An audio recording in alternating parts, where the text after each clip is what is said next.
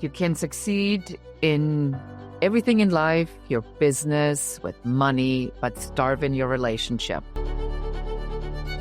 When you're doing things from a place of automatic, this is where things go all over the place. He's the king, and I am a queen in the relationship. There is only one queen, and that queen is me. I wondered, am I valuable? I had moments where I felt not good enough. Go back to the source of life itself. Spend some time in nature, and you will start to find yourself again. When we're not feeling pleasure in our own bodies, it's difficult for you to engage with others. Suzanne, you say that you can succeed in everything in life, your business, with money, but starve in your relationship. Why do people do that? Priorities or lack of priority, lack of the right priorities. You know, it's priorities come from actually tuning in to really what is the truest place for me to move? What is the most aligned to who I am? And following that impulse. What am I really about? What do I value? When you're not tuning into that, when you're not taking the time to breathe, taking the time with yourself, go inside. And everything else is more important. Everything else, you gotta go there. You don't take the moment to tune in. Then you start to act from automatic. And when you're doing things from a place of automatic, this is where things go all over the place. It's about coming back and rooting in and aligning your life with the deepest part of you. And your priorities will come from that place, and you follow that. You know, I always say that when people don't find balance, that there's only 3 things you can blow up in your life. That's your health, your relationship, or your business. And I see a lot of people blow up their relationship. Is it that people don't value the relationship, or do men and women have different values as they go into relationships? And what I mean by that is I have noticed that men have a harder time to commit, but once they commit, sometimes it feels like that's it. They're done. They don't need to do anything more. What are you noticing in your work on how these dynamics work? I notice whether it's men or women, they are not coming back and tuning in what is deepest in their soul and aligning their life with that. When one does not do that, when one does not take the time and, maybe wake up, one of my practices is I wake up extra early in the morning before the consciousness of the world, before the consciousness of my home arises. I make sure that I go to bed at a certain time so that I can have enough rest so that I am up at least 2 hours before everyone else wakes up so that I can tune back into what really matters, listening to that voice inside of me that's very faint, that says, okay, yes, go here, no, this, that. It's just very simple. Listening to that, listening to the inside and not getting lost in the noise. I feel that when we get lost in the noise, that is when relationships go awry, we make mistakes, we do and say things that are not in alignment with who we are. Invest the time in ourselves and in the deepest part of us that has the truth of the way we need to be, the way we need to be showing up in the world for ourselves and for our partners and for et cetera, and so on. But it starts at home. So I have to ask this question because you are married to a very powerful man and a very masculine, powerful man. Yes. How do you reclaim your femininity, or how do you, I don't want to say stand up to it because that would be the wrong terminology, but how do you keep your part of this equally strong without it squashing you? Love that question. So, again, it's going back to the time that I take for myself, the time that I invest in myself. I spend a lot of time in nature. I spend a lot of time moving my body, coming into my body, learning about my body, enjoying my body, valuing who I am and what I bring. I'm a queen in this relationship. He's the king. And I am a queen in the relationship. There is no battle whatsoever. In fact, there is only one queen, and that queen is me. And when I forget that, then, I'm forgetting myself. I've forgotten to take time for me. But the time that I take and I remember who I am, there's absolutely no battle. It's making love all the time. It's like, oh, okay. Yeah, there's my king over there. Oh, be as powerful and rise as high as you rise, because as you're rising, I am also rising. I can only rise. The queen only rises. She only becomes the best part of herself and continues to do that and takes everyone with her, uplifts everyone with her. She's a blessing for her king. She is so valuable for him. She's the absolute apple of his eye when she remembers who she is. And that's what I do. A real queen is one who comes from underneath and awakens and inspires and brings everyone with her in joy, in pleasure, in love, in life. And so there's so much going on for me. I have no time to look over there and say, it's not as exciting. He's got his thing that he's doing so well. What I have to do in my life, what I'm enjoying, what I have the great gift and the pleasure to be, I have too much time enjoying that and fulfilling my role as the queen in the relationship, that there is no battle. It's a joy. It's a dance. Actually, it's a tango if you really want to get to that. Now I have like 10,000 questions. Something tells me it's not always been like this. You're not a princess. You're not the mistress. You're a queen. Mm-hmm. Were you always a queen, or did you have to get to the realization that you are a queen and step into that and claim that for yourself? Yes and yes. So I was always the queen, but I didn't realize that I was the queen at times. There were times, especially as in our life, where I was the stay-at-home mom, the one who took care of the home, and oh, what a beautiful thing that is. I didn't realize my worth there. I would look to see other women, let's say, that were out working outside of the home, and they were successful in my eyes. And I felt like, well, what am I doing? I'm not really X, Y, or Z. And I would watch as my husband would rise in his power. And he would try to take me along, and he did. And he actually took me to help me to get to the place of another iteration of my life where I'm not only working at home, but I'm working outside of the home. But as he rose in his success, in his power and his recognition outside of the home, I wondered, am I valuable? I had moments where I felt not good enough. And there are times where I forget, we're human, that I feel not good enough. And yes, I did have that early on. And it took a strain on myself, on our relationship, and in my ability to step on to do the next part of my offering, of my giving, because I didn't feel like I had anything to give. And so I stayed small for a while. But with my husband, I couldn't stay small for too long. I was just going to say, that's a tough thought. Not at all.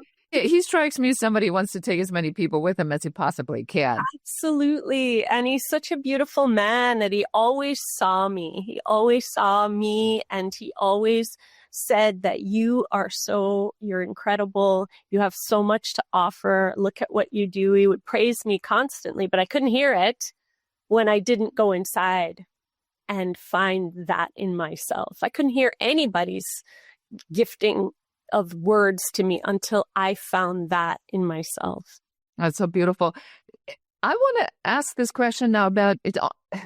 Did you have to unlearn any patterns and reestablish those patterns? Because I think our audience probably goes, she sounds amazing. She sounds like she's a powerful woman with a powerful man. How do I get there? What are the patterns we need to unlearn? There's so many patterns. I can speak about having a very powerful, in a voice, mother and mother-in-law and women in my world that I've looked to and thought, I need to be strong and powerful as well as my husband. I need to climb. As strong as he is, I need to be strong too. I need to this and this. And that's a pattern of insecurity and not recognizing who you are.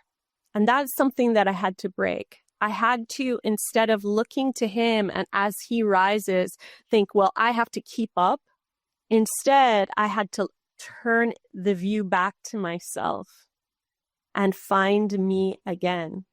And that's one of the things that I really find in my work. Women who have forgotten to resource. I call it resource. You've heard the word resource. Well, it's resource. Go back to the source of where you come from. Go back to the source of life itself. Spend some time in nature. Be with nature. And that nature will teach you how to wake up to who you are. Just spend time in the quiet and watch. Watch as the radiant sunlight attracts you into life. Watch as the green of the grass is growing or it's going into hibernation. Watch those things. Breathe that in. Attune to nature as if you would attune to an instrument, and you will start to find yourself again. We have lost touch with that. And it's time to remember. And that's a very simple way. That, your breath, returning to your breath, coming back to that. These little things, they're simple, but they're potent. They're powerful. Resourcing, going back to the source of life.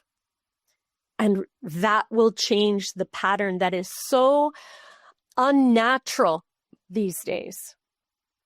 It will bring you back. Do you think that many women are forced by society or the patterns that have been established around us to be too much in their masculine energy? And I'm totally speaking about myself. I mean, I've lived in my masculine energy for most of my life. And it wasn't until I met this man who, very much like yours, a very powerful, very masculine man. And I realized we can't have two alpha males in the same relationship. But how do we help women to find joy and pleasure not being in the alpha male when all it seems like that's being rewarded? Yes. We have to get away and be with each other in pleasure, times of pleasure that have nothing to do with the mind, our absolute brilliant mind that's there, our brilliant capacity to make waves and do amazing things. We are capable of that and so much more. Great. We've sharpened that. It's time to get away and be together in community with women. We've left the village. It's about getting together, retreating, escaping with women and speaking about love, speaking about pleasure, getting into body massage, walking in nature together. Just, simple things like that. Listening to music together, dancing together. It's counterproductive. It's not what you do when you're going out there and you're using the mind and you're on your laptop and you've got to get that project together. It can take you into a spin. You have to set time to step away. You have to set time to do frivolous things. Take out an art book, take out some crayons, play some music, sit back and color. That alone will take you away. There's so many things that you can do to just come away from the mind and be amongst other women. Stay out of the head. And when they start to get into the head, get into some body practices where you're dancing, you're in movement, you're enjoying the senses together. I've known so many women that feel like they're in a desert. And when we get together in the way that we do, and you can do this too, it's like a drink of water for the first time. It's like you're, can finally relax. And I'll tell you something, when you do that, when you get away with other women and you go and you resource in nature and then you get into your body and you get turned on to life itself, you will come back so juicy, so radiant, so alive that everything starts working even better with less efforting. And your partner, oh my God, that's the other piece. It's just, what a joy. What an eternal honeymoon.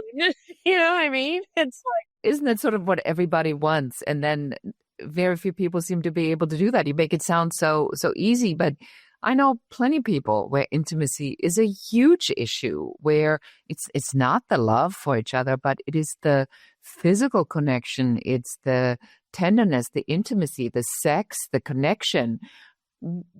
Where do we lose this? You lose it in yourself. It always comes back. And when I say always come back, what I mean to say is that when we're not feeling pleasure in our own bodies, when we're not able to just take a finger and feel the, I could just stay here forever. Or just when you can't make love to yourself in such a way that you're ecstatic, then it's going to be difficult for you to engage with others, with your partner. It's going to be difficult. But when you are able to, and by the way, it's not just with yourself, it's with the source of all things. So for me, I enjoy making love with what I call the Great One. With the Great One, you can call it God, Goddess, nature, spirit, Christ, whatever you want to say. For me, when I take that time first thing in the morning, and I have time where I am making love with the Great One, I'm relaxed completely. I am in full trust that I'm going to be the Great One is present with me fully, so I can just relax all tension, anything that would hold me back from experiencing nothing but pleasure. And I commune with this, the deepest part of me that is the deepest part of all. And when I've had that experience, I am a delight to be with intimately. And intimately, it's delightful to be with my beloved, because my beloved is a concentrated form of the Great One. So imagine what's possible. It's a renewal is what I'm speaking about. It's a return. It's a return to resource with life is the opportunity. And it's as simple as this. It's as simple as a breath. Just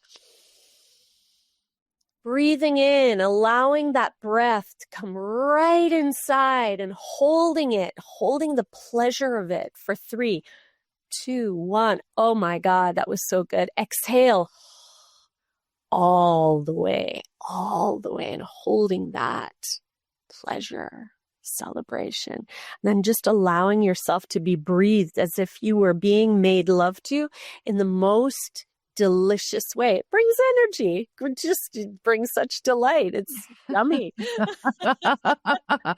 Well, I'm getting all kinds of ideas just talking to you. Good. What is so difficult about us? I mean, you said priorities. We lost our house in January in the fires. I'm sorry. It's been a horrible road of recovery through a lot of grief. And in our spiritual practice, we understand that the version 3.0 is emerging, and that is emerging in its own time. And thank God for our spiritual practice. Otherwise, I don't think I'd be able to function.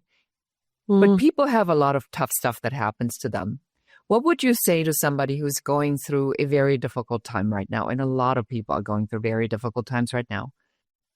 Where can they start with maybe something simple or something juicy to help them to find it's all, like I have this visual of almost like this thread of wool that I can follow, and then that leads to more and more and more.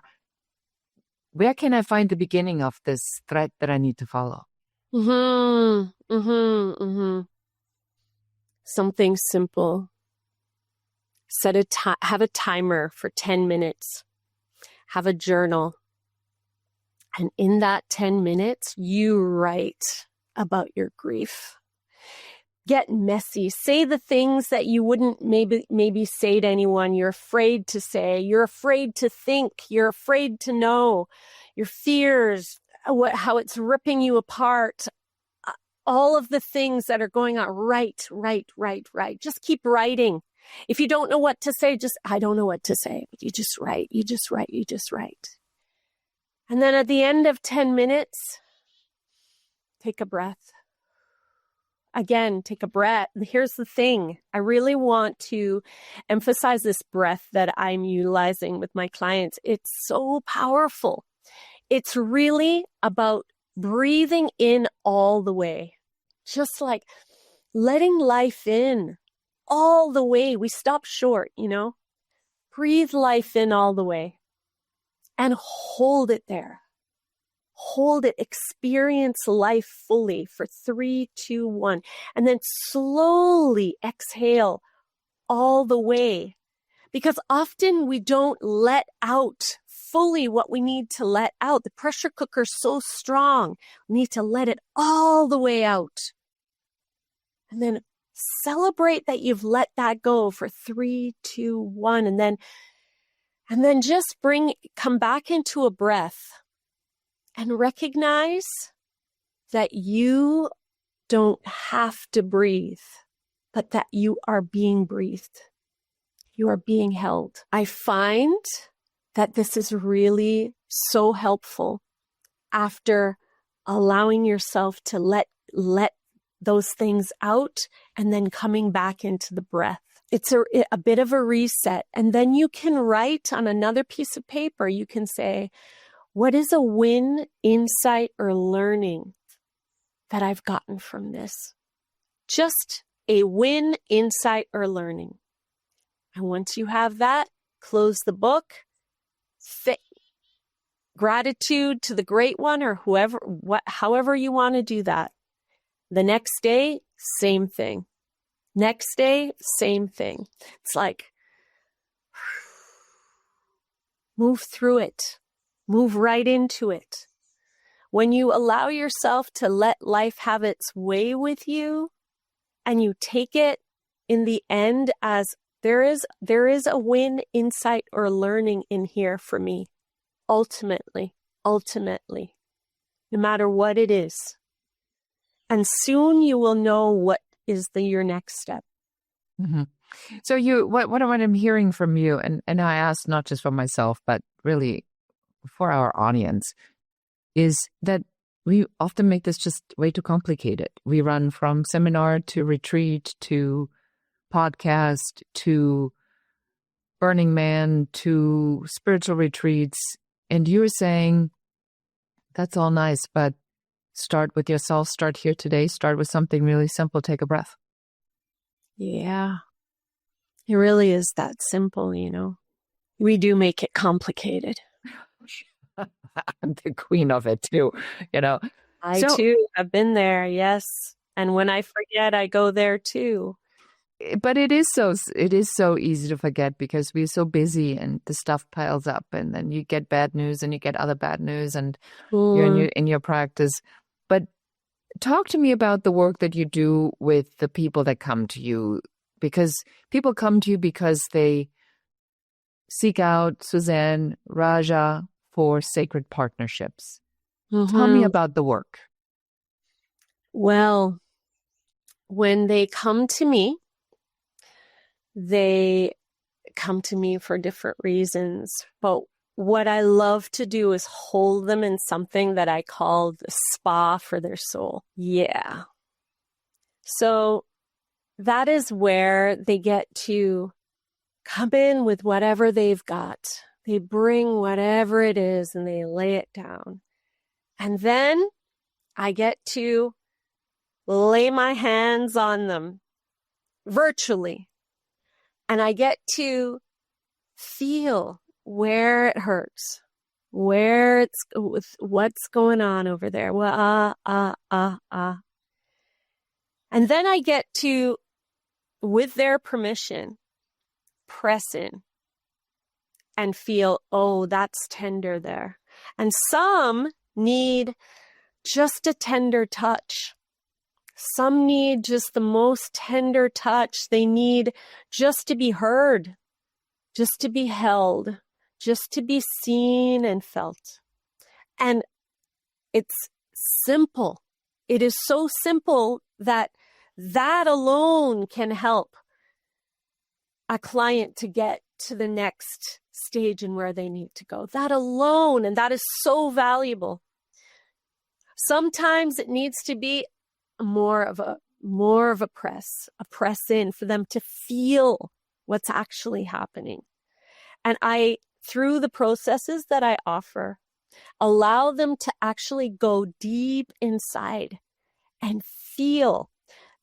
And it's not like they're getting in there and they have to talk about the deep, dark, horrible things for long periods of time. We don't have time for that.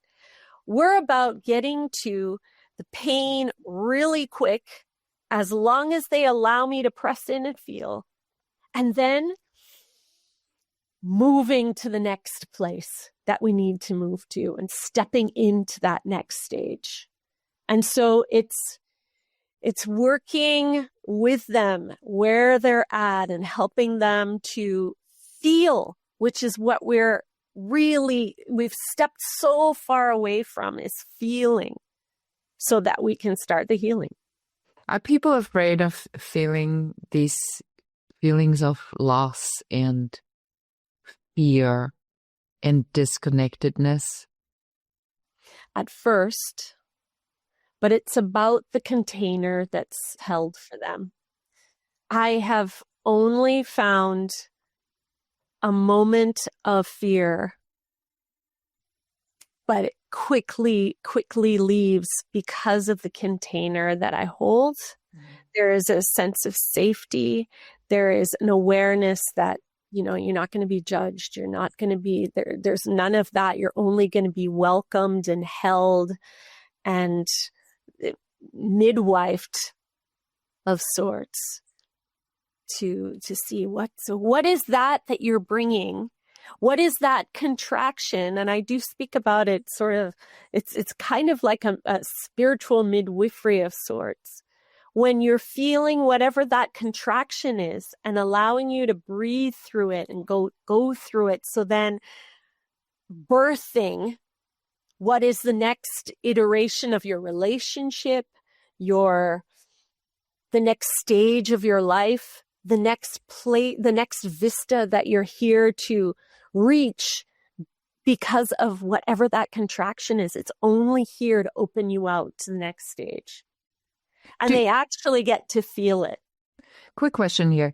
Do you think that these things have to happen and the pressure has to increase for us to be able to release it? Is that what it's there for? I would say it's a trigger that's there. Sometimes it's pressure. Sometimes it's not. It's a trigger. It's something that has triggered you. It's something that has got your attention. Give attention to it. When you don't give attention to something, it grows. What you give attention to grows. So let's give full attention to that is got you. Get that, feel that fully and completely. Magnify it, dramatize and intensify it. That's the way that we work. And then once you've done that, then we move to the next stage. I wouldn't advise you do that on your own, but this is something that is how we hold our clients and help them to connect to the deepest part of themselves and then in the deepest part of their partner and be able to see each other, because often we don't see each other. Yeah. No. Yeah. Or we see it only in moments and we can't hold on to this moment. This has really been very beautiful, and I feel feels like we sat in a canoe and we were paddling down a river together while we were talking. I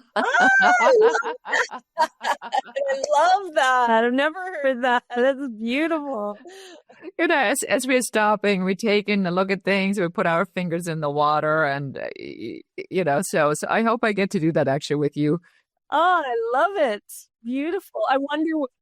I wonder what your listeners, what their visuals were, or what they heard or felt or tasted in that, and that they're all with us. They're all with us on that canoe. Exactly. Yeah. So share that in the comments, leave us a comment, and please maybe share this with episode if it resonated with someone else who needs to go on a nice little canoe ride and take a breath fully in and fully exhale. So Suzanne, where can we find you? Where can we send our audience for more information about what you do? Do you know what? Reach out to me. Reach out to me at Suzanne at WarriorSage.com. WarriorSage.com. And yeah, reach out to me directly and let me know how you're moved by this. I have retreats that I offer. I have a mini course that's coming out. Send me a message and let me know if you'd like some of that. I'm happy to share. Hop in the canoe. Hop in the canoe with me. Thank you so much. It's been a beautiful time spending with you. Thank you for taking the time to talk to us today. Oh, my pleasure. And that is it for us for today. Definitely a different kind of an interview for you today to go on a nice, smooth, sexy ride, and maybe something to think about. Slow down, take the breath. And I see you again next time. And goodbye. That's it for this episode of the Business Growth Architect Show, Founders of the Future. If you're done playing small and ready to build the future on your terms, subscribe, share, and help us reach more trailblazers like you. And if you're serious about creating, growing, and scaling a business that's aligned with who you are, schedule your Uncovery session at uncoverysession.com. Lead with vision. Move with purpose. Create your future.